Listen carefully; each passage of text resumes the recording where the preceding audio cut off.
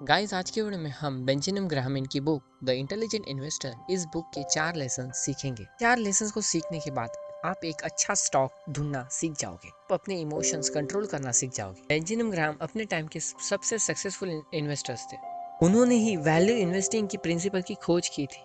इस प्रिंसिपल को फॉलो करके उनके ही स्टूडेंट वॉरेन बफेट आज दुनिया में सबसे टॉप 5 रिचेस्ट पर्सन में से एक। आइए आज एक एक करके हम इन बुक के 4 लेसन देखते हैं। So number 1, mister market. Investing करने के लिए आपको मिस्टर मार्केट से मिलना होगा। मिस्टर मार्केट बहुत ही लॉजिकल और इमोशनल इंसान है। कभी कभी इसका मूड बहुत अच्छा होता है और सारे स्टॉक सस्ते में दे देता है। कभी ये बहुत गुस्से में होता है, हर स्टॉक की कीमत डबल कर देता है। जिस दौर में बेंजामिन ग्राहम इन्वेस्टिंग कर रहे थे, उस दौर में आपको मार्केट से चलकर दलाल स्ट्रीट में जाना पड़ता था और स्टॉक्स के रेट पता करने होते थे। के वक्त में मिस्टर मार्केट आपके फोन में है। हर दूसरे मिनट उसे मिलकर उसके भाव जान सकते हो। यह एक प्रॉब्लम इसलिए है कि आज से 30 साल पहले मिस्टर मार्केट से हमारी मुलाकात कम होती थी। हमारी एंजाइटी भी बहुत कम होती थी। मार्केट में हो रहे हर सेकंड के हलचल के बारे में नहीं पता होता था। जब भी मार्केट में कोई इन्वेस्ट करना होता था तो हमें दूर चलकर मार्केट के पास जाना होता था। आज हमारी ये सब फिंगर टिप्स पे है। मिस्टर मार्केट हमारे लिए आज खतरनाक इंसान बन चुका है। आपको मिस्टर मार्केट के मूड को समझना होगा। अक्सर मार्केट जब गिरने लगता है और स्टॉक्स के प्राइस कम होने लगते हैं, लोग अपने स्टॉक्स बेचने लगते हैं। जब ये स्टॉक्स के प्राइस बढ़ने लगते हैं, वो उसे खरीदने लगते हैं। यही उनके सबसे बड़ी बेवकूफ़ी होती है। स्टॉक्स को महंगे दाम में खरीद कर सस्ते दाम में बेच रहे हैं, फिर बाद में सोच रहे हैं कि उन्हें लॉस क्यों हो रहा है। वो स्टॉक जब ही खरीदना है कि जब स्टॉक्स बहुत नीचे हो, तो वो स्टॉक्स वही जब बेचना है कि जब उसकी प्राइस हाई हो। Number 2, be a defensive investor. दुनिया में 2 तरह के इन्वेस्टर्स होते हैं, डिफेंसिव इन्वेस्टर या पैसिव इन्वेस्टर और एंटरप्राइजेस इन्वेस्टर।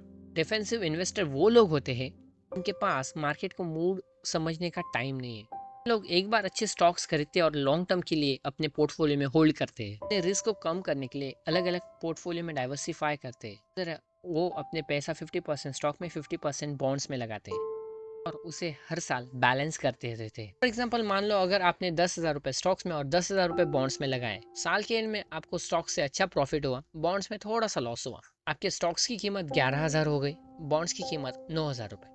ऐसे में आप अपना 1,000 के स्टॉक बेचकर उसे बॉन्ड्स में लगा देते हो। पर मिस्टर मार्केट ने अपनी स्टॉक्स की प्राइस बढ़ाकर 11,000 कर दी, आपने उसे बेच दिया। बॉन्ड की प्राइस जब कम होकर 9,000 हो गई तो आपने खरीद लिया।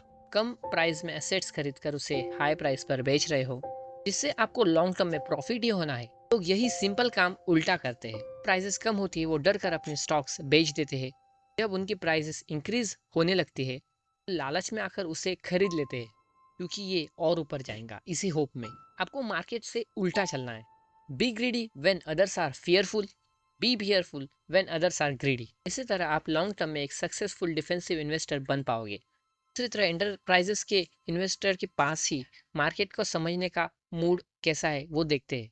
इन्वेस्टर मार्केट के मूड पर अपनी एक डिटेल एनालिसिस करते हैं। यह पता करने की कोशिश करते हैं कि वो फ्यूचर में कहाँ जाएगा। इस कैटेगरी में सबसे सक्सेसफुल इन्वेस्टर रे डालियो आते हैं, क्योंकि एक एंटरप्राइजेस इन्वेस्टर बनने के लिए आपको बहुत सारे टेक्निकल स्किल, डिसिप्लिन, पेशेंस और टाइम की जरूरत होती है। आपके पास एक फुल टाइम जॉब है या आप एक बिजनेस चलाते हो, तो आपके लिए एक डिफेंसिव इन्वेस्टर बनना ही सही होगा।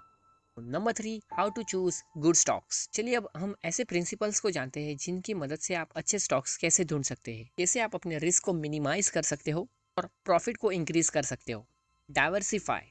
कभी भी आपके सारे पैसे एक कंपनी में मत लगाना। अलग इंडस्ट्री के टॉप कंपनीज में पैसे लगाओ। हमेशा लार्ज कंपनीज में पैसे लगाओ। इस कंपनी लंबे टाइम तक सक्सेसफुल रहेगी, ये पिछले 50 साल से ऑपरेट करते आ रही है और आने वाले 50 साल तक करती रहेगी। इस बात के हाई चांसेस है। Conservatively financed. हमेशा उन्हीं कंपनी में एसेट्स पैसे लगाओ जिनके एसेट्स 2 टाइम्स से अपने लाइबिलिटीज से। डिविडेंड। कंपनी अपने हर साल कंपनी में प्रॉफिट किए हुए इन्वेस्टर्स के बैंक अकाउंट में डाल देती है। उस प्रॉफिट को डिविडेंड कहा जाता है। पैसिव इनकम अच्छा सोर्स है। उन कंपनी को खोजो जिनके स्टॉक सस्ते हो, अच्छे डिविडेंड्स पे करते हो। No earning deficit. हमेशा उन कंपनीज में पैसे लगाइए कि अर्निंग पिछले 10 साल में एक बार भी कम ना हुई हो। Earning growth.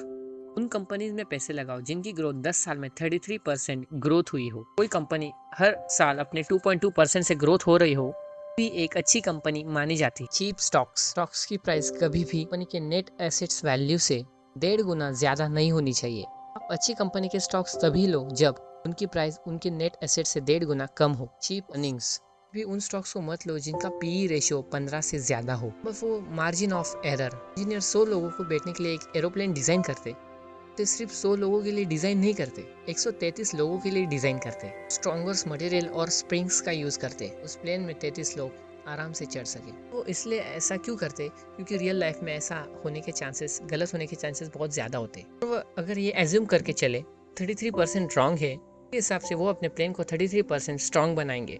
प्लेन क्रैश होने की पॉसिबिलिटी भी बहुत ना के बराबर होगी। इन्वेस्टिंग करते वक्त भी आपको ये प्रिंसिपल का यूज करना चाहिए। कम गलतियां करने की कोशिश मत करो, तरह के पैसे इन्वेस्ट करो। अगर आप गलती कर भी दो तो भी आपको कोई लॉस ना हो। गाइज, ये थी 4 lessons the intelligent investor book की समरी। तो guys, please like this video and thank you so much for watching this.